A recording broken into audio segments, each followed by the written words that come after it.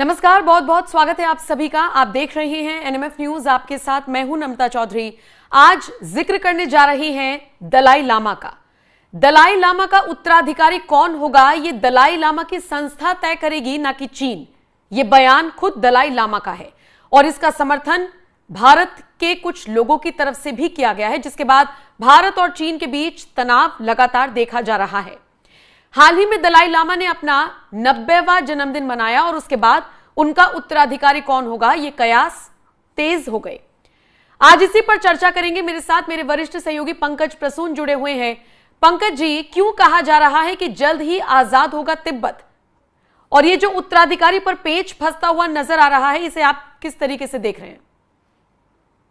देखिए, चीन की कोशिश ये है कि अपनी मनमर्जी का कोई दलाई लामा घोषित करवा ले जो कि उसके इशारे पर चले। इस तरह तिब्बत का जो एक्सेशन है ना चीन द्वारा, वो पूरी तरह कंप्लीट हो जाएगा, दुनिया भी नहीं कुछ बोल सकेगी।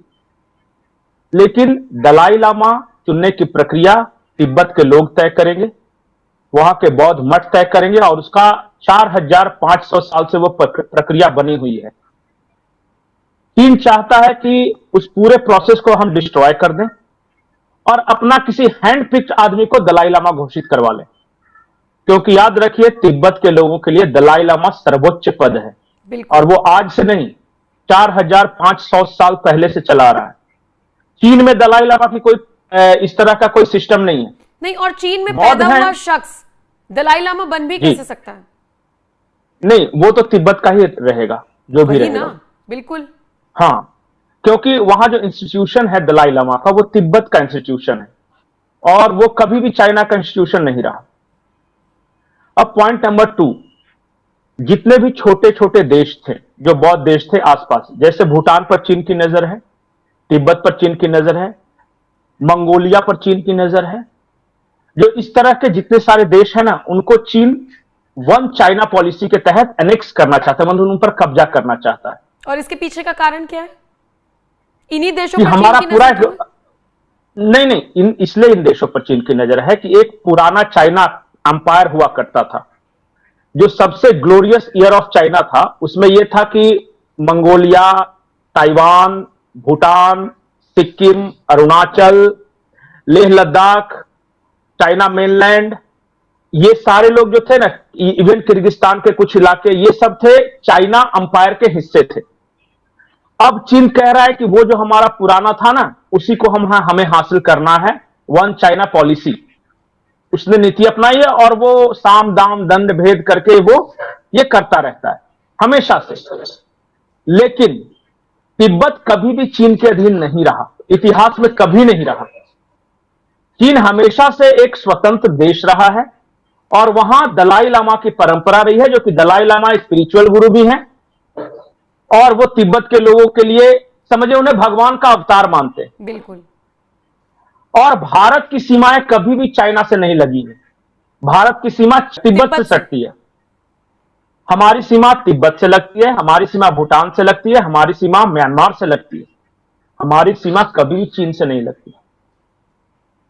ये जो बात आप बोल रहे हैं, ये बहुत बड़े बड़े नेता भी इस बात को बोल रहे हैं, जिसके बाद खबर ये भी है कि चीन भारत से भी नाराज है कि आपका रुख क्या है दलाई लामा के लिए और तिब्बत के लिए, क्योंकि निश्चित तौर पर दलाई लामा को चाइना तो मानता है अलगाववादी नेता, इस तरीके से उनको देखता है, लेकिन हमारे यहां पर उनकी इज्जत है। ऐसे में भारत और चीन के बीच क्या तनाव बढ़ेगा दलाई लामा को लेकर?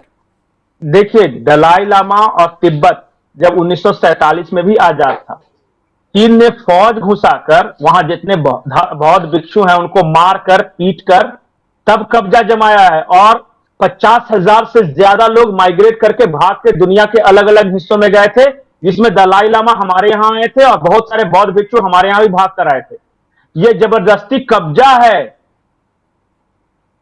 आज तक होता यह है कि 1962 में हम हार गए थे युद्ध, उसके बाद इतने हम चीन को लेकर सबमिसिव हो गए कि यहां तक कि चीन ने सिर्फ तिब्बत पे कब्जा नहीं किया, वो डोकलाम पे भी कब्जा करने जा रहा था।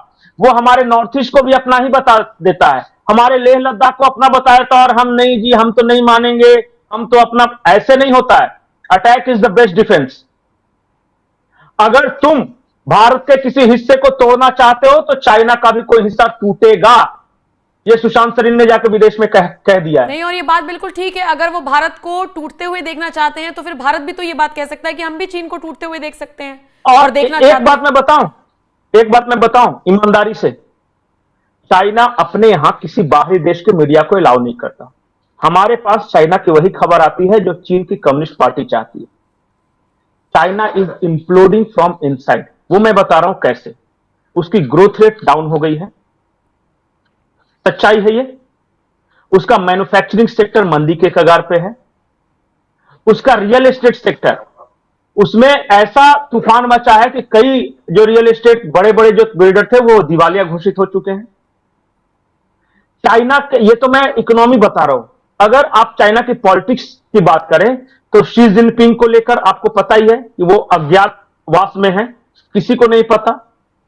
कोई कहता है कि उन्हें नजरबंद कर लिया गया है, कोई कहता है कि उनकी हत्या कर दी गई है, कोई कहता है बीमार हैं।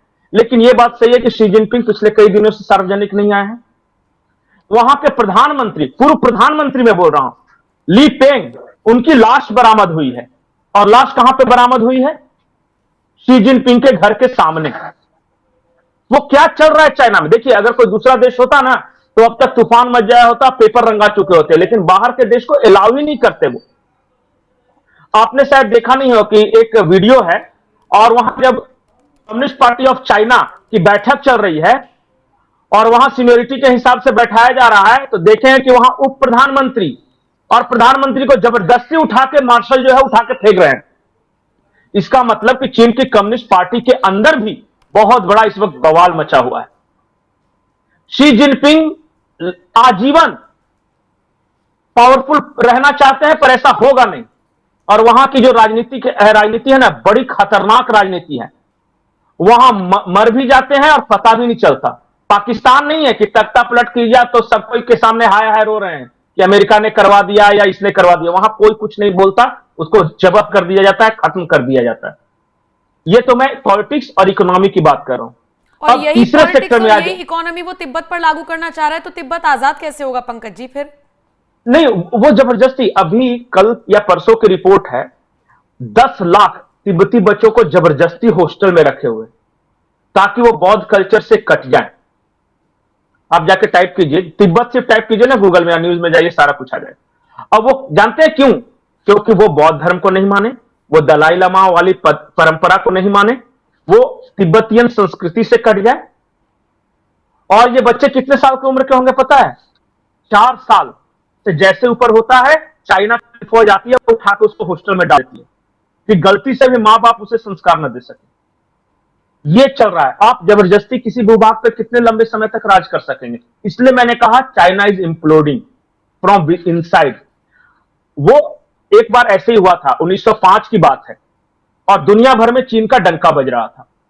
चाइना इतना बड़ा साम्राज्य है, ये है वो है। चीन ने गलती क्या की? उस वक्त एक छोटा सा देश है जापान, उसके साथ लड़ाई लड़ ली। 1905 की बात है, जापान और चाइना के बीच लड़ाई हुई और दुनिया को हैरान हुआ कि छोटा सा देश जापान ने चाइना को हरा दिया, क्योंकि चाइना सिर्फ भौकाली पे जिंदा था, दूसरे लोगों को पता ही नहीं था, अंदर से खोखला था वो। और फिर मैं दावे के साथ कह रहा हूं कि वही स्थिति है। मैं चाइना के वीडियो पिछले 3 दिनों से लगातार देख रहा हूं। वो इमेजिनरी इमेजेस बना के अपने डिफेंस सेक्टर को दुनिया भर के मीडिया में बम्बार्ड कर रहा है कि देखिए चाइना ने सूरज तक पहुंच गया, तो चाइना ये कर रहा है वो कर रहा है। वो सारी इमेजिनरी है। कल एक वीडियो था, उसमें बताया कि चाइना का सबसे हाईएस्ट एक पीक है, माउंटेन रेंज, और वहां पे बहुत सारे टूरिस्ट जाते हैं और सेल्फी खिंचाते हैं। दुनिया भर को उसने टूरिस्ट मतलब स्पॉट बना रखा है। कल पानी आया, बार बार देखा कि नीचे से दीवार खड़ा करके ऊपर पत्थर के आकार दिए हुए हैं। वो पहाड़ है ही नहीं था। इतना फ्रॉड देश है वो। चाइना के बारे में वो बता सकेगा। कल मैं 2-3 जगह रिपोर्ट पढ़ रही थी कि चाइना ने ऐसा महाबली मिसाइल तैयार कर ली है जो अमेरिका पर अटैक कर सकती है। वो सारा फ्रॉड है, 30 मिनट के अंदर अंदर नष्ट कर सकती है। DF-5 भी उसका नाम था। और जब उसके बारे में रिसर्च किया तो पता लगा ये तो उसके बेड़े में बहुत साल पहले से है। फिर अभी प्रेजेंट क्यों किया जा रहा है? एक माहौल बनाने के लिए।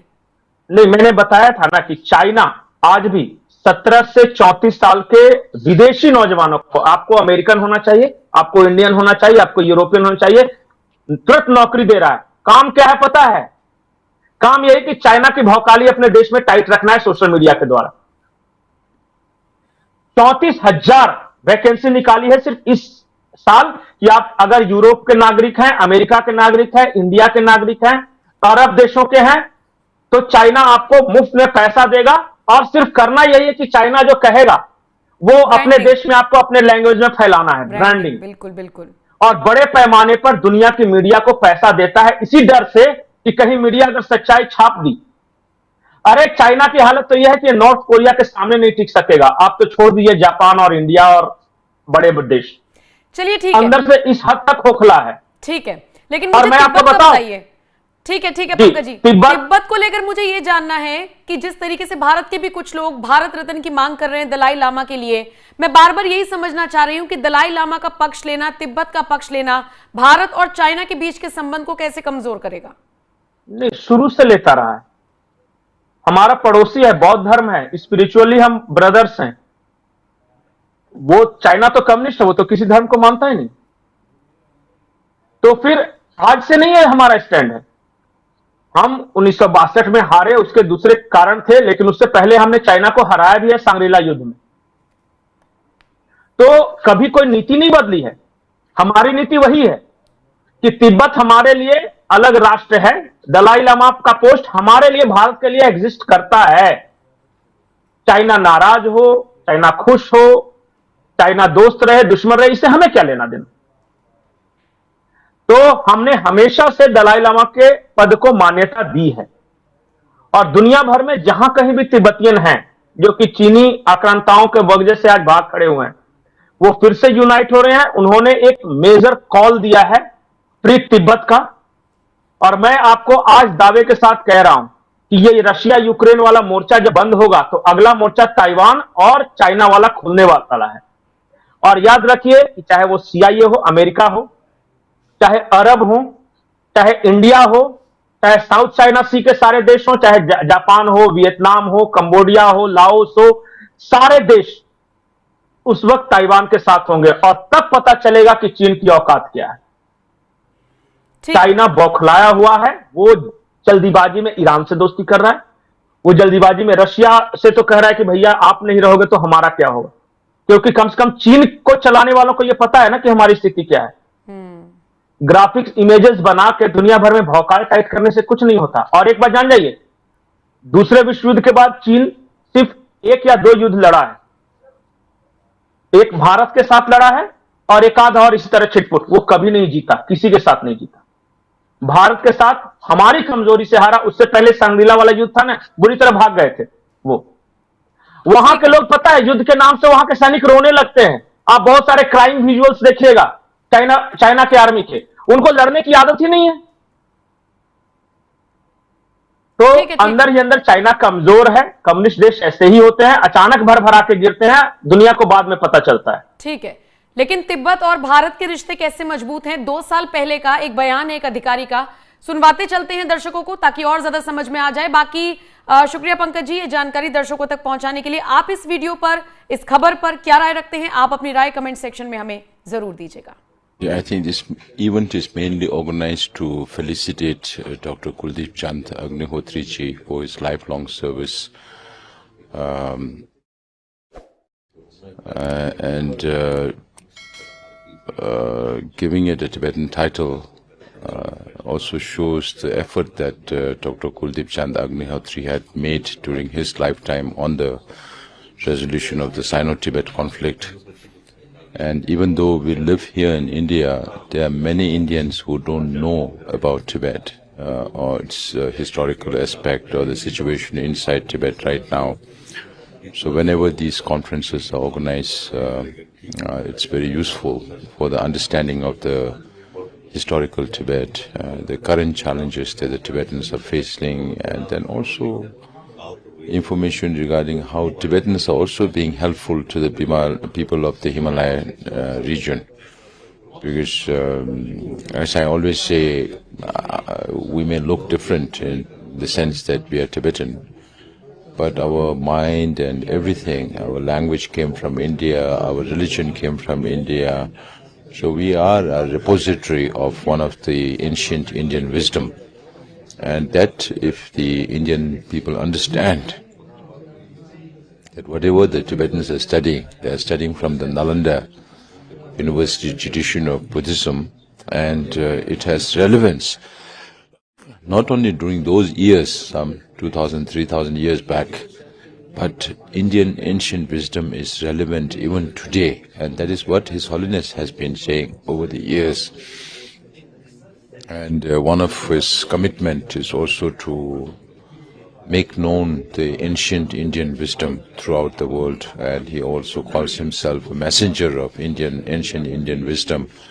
So in that sense, we are no different from India. We are very much the same, even though it's countries are divided by boundaries. We share the same language, we share the same religion that shapes our way of life and our culture. And this Buddhist culture based on non-violence